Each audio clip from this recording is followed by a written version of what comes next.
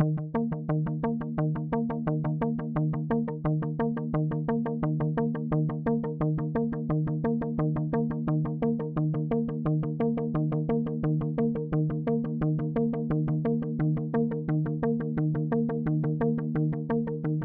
valorise beaucoup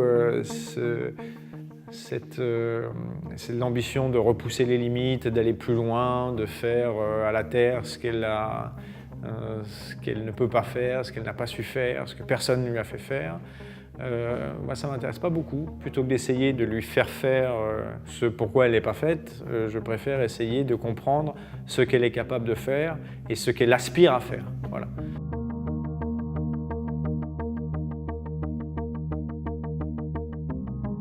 Je suis dans un rapport ludique, c'est-à-dire d'accepter et de s'émerveiller et de comprendre ce qui pouvait se passer et qu'on n'avait pas prévu et qui étaient au départ des accidents et qui sont devenus des accidents heureux parce qu'on est sans cesse confronté à la réalité, à l'objectivité de cette matière qui défie vos projets, qui remet en cause votre dessin et qui vous prend sans cesse à contre-pied.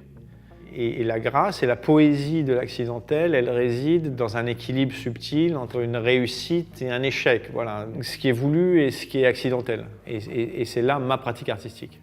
C'est la recherche de du bel imparfait.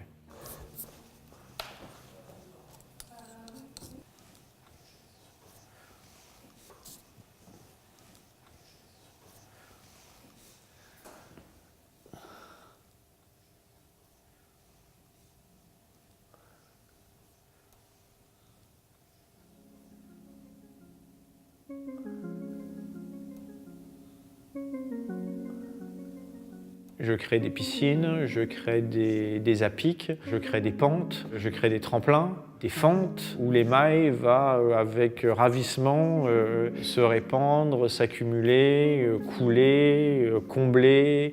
C'est en fait des terrains de jeu que je propose.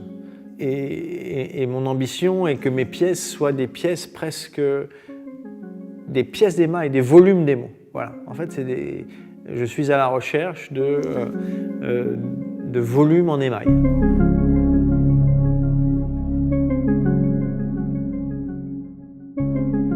La forme pour moi est un prétexte, un peu comme le cadre d'un tableau. D'ailleurs, il ressemble à ça, des tableaux. La créativité, elle est moins dans la forme qu'on va imaginer que dans la richesse des événements que l'émail propose et des surprises que l'émail nous réserve. Le tressaillement, les bulles, donc le bouillonnement, il y a les retirements, donc où l'émail ne nappe pas complètement la pièce.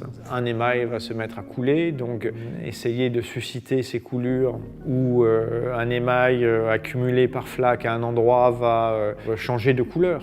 Et la richesse des émaux, elle est non pas dans une couleur qu'on pourrait définir au préalable dans un nuancier Pantone ou RAL, mais dans l'imprévisibilité et la richesse d'une matière dont on n'est en fait que le spectateur. Donc on s'émerveille devant cet espace poétique de l'imprévu.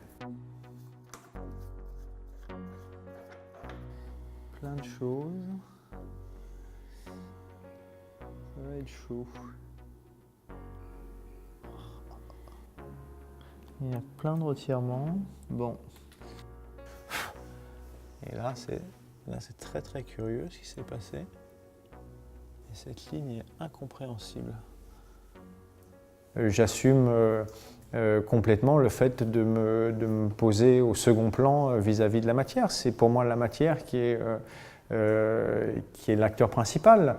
Je trouve sans cesse la surprise. Voilà. C'est malgré l'expérience, ça fait bientôt 20 ans que je pratique. Mon seul progrès est finalement de connaître et d'être intime, mais je ne peux pas le changer. Voilà. Enfin, je parle comme un amoureux en fait.